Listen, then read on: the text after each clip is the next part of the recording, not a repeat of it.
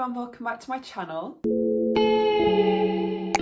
So I'm quite excited to do this video because I just filmed my biology and psychology video of this and they weren't very positive because I really don't like biology or psychology, and now I get to do PE, which I actually really enjoy. It is my favourite subject, and this video is basically going to me trying to persuade you to take PE as an A-level. And I genuinely think one way that I could persuade someone is look at the difference in the textbook size.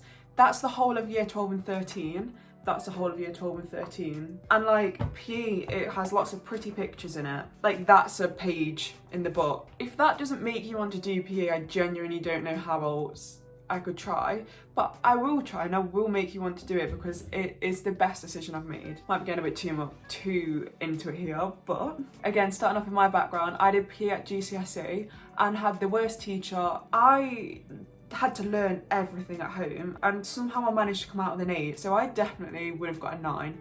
I got 34 out of 35 in my practical as well, so that's annoying. And now at A-level, I'm getting A stars in every single test. I got B in one, but it was a surprise test that we didn't know we had, and I hadn't learned any of it. Like I literally had not touched it. So I let myself off for that, for literally having no idea we had a test or revising it. We managed to get a B. Another thing to mention is that it's not just me that finds this easy. My whole class average, I think it's like an A. It is easy. And we all know that PE teachers are just like the best people. Like they're always the most fun, the lessons are the most interesting because they try to teach things in a practical way. So the first thing is that if you did GCSE PE, it is exactly the same. It's exactly the same stuff, just with a little bit more added on. We spent like 6 lessons. If you did GCSE PE, you'll know what I'm on about. We did 6 lessons on things like the 6 continuums, on different types of practice, I don't know. The whole sports psychology section is just A-level, all of it. And also, PE I find very easy with my subjects because the anatomy side is I've learned it all from biology, how the blood goes through the heart and all of that, done it all in biology, and that feeds into biology nicely. And then there's the sports psychology side and the memory part and stuff like that I do in psychology. So a lot of PE I haven't learned. I wouldn't say I've sat down and learned anything for PE yet. There is only one part, and it's sociocultural side, which is like the history of sport, and it drags a little bit, but it's like 10% of the course overall. It's probably not 10%. Probably a bit more than 10%, I'm not sure, but it is so small. Another thing is that if you get stressed a lot, and I wouldn't say I particularly get stressed a lot, but it's the most stress-free subject. Like it really is. I don't want to say a walk in the park, but this is all I have to learn for 2 years, and I can guarantee you that much of it was from GCSE. Like, I've learnt it all. Another thing, the mark schemes are my best friend. It'll ask you a very simple question. It will literally be like, what are 5 ways, blah, blah, blah. And you can get 5 marks for 5 words. Bullet point, just bam, bam, bam, bam. You don't need to explain anything. Your points don't need to be linked. It really is like 3 words per point. There's no trick questions. You don't have to be overly specific. It's just a really, really nice mark scheme to work with. It really is easy. You'll never get caught up with a mark scheme. Also, the biggest number of marks you can get in a question is 20. However, it's split into like 3 different questions, and you only get 1 20 marker and 2 10 markers, and that's it. And then the 10 markers are split into 2 5 markers. So it really is like spoon-fed to you. Okay, the only sort of negative side I say for PE, which isn't negative for other people, but I had 2 ankle injuries, got a bit scared of going back to netball and didn't really end up going back properly. It's all worked out for me fine because practical isn't happening because of lockdown, but 15% of the grade comes from practical, and you only do 1 sport and you have to be videoed in a competition setting.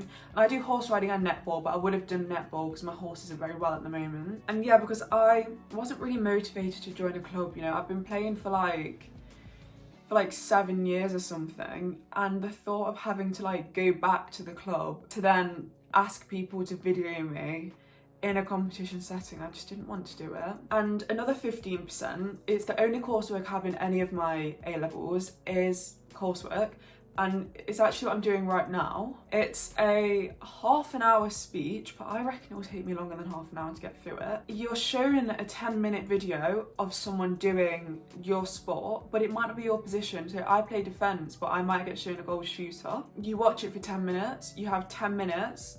Oh, and you're not allowed to take any materials in with you. You're given a pen and a piece of paper. You then have 10 minutes to write down and evaluate 3 skill strengths, 3 skill weaknesses, 3 fitness component strengths, 3 fitness component weaknesses, and the same for tactics, but you have to be able to see them in the video. Then you have to do an action plan of how you're going to get them to work on this, but that you need to know all the coaching points for every single weakness that there could be, which is difficult because we aren't taught any, and you need to make sure you're covering all 3 papers in your presentation. But this is a bit difficult for the sociocultural side because you only really learn about the history of sport, and I wouldn't even say you learn about sport technology. You learn about access, like how you can make sport easier for disabled people, but none of us are disabled in my class, so none of us are going to be shown a video of that, and it is quite hard to link that to it. We've also just had this thrown at us in like the last 2 weeks and told we're doing it in like the next upcoming weeks. So I'm worried that we won't be able to remember all the points from the coursework. You need to hit every single point or you can't get into certain like grade boundary things. But I think that's quite a minor part of the course. Hopefully your school does it better than mine and sort of feeds it into you, because let alone knowing what to even talk about in my presentation, I can't even remember what I have to like, what points I have to hit. I think that's the only negative side to PE, but it isn't a huge negative. Also, another thing to bear in mind, PE isn't particularly helpful unless you want to go into PE, but if you need, because for me doing law, I just needed straight A's. They don't care what I get it in, they just want straight A's. PE is an easy A, such an easy A. I haven't revised it yet and I'm doing fine. So yeah, I think that's pretty much all I have to say for PE. So I hope that makes people want to pick it. Please like, comment and subscribe if you enjoyed the video, and comment any other video ideas that you have. And I'll see you next time. Bye.